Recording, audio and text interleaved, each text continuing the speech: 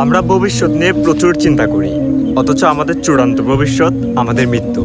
আপনার লাখ লাখ টাকা থাকলেও আপনি মরবেন, আপনি ফকির হলেও আপনি মরবেন। তারপরেও দেখেন আমাদের কতই না চিন্তা, কতই না ভবিষ্যতের চিন্তা, ভাবি এটা করব সেটা করব, কতই না স্বপ্ন দেখি। কিন্তু ভাই প্রকৃতপক্ষে আমাদের ভবিষ্যৎ শুধু মৃত্যুই। মৃত্যুই পারে আমাদের ভবিষ্যতের সফলতার চূড়ান্ত লেভেলে নিয়ে যেতে, কারণ এছাড়া তো আর কোনো সফলতা আমি দেখছি না।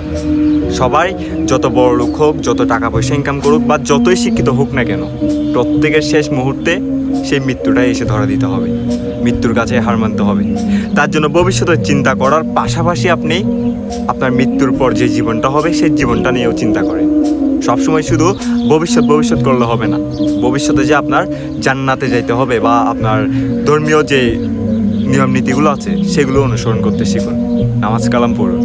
হ্যাঁ।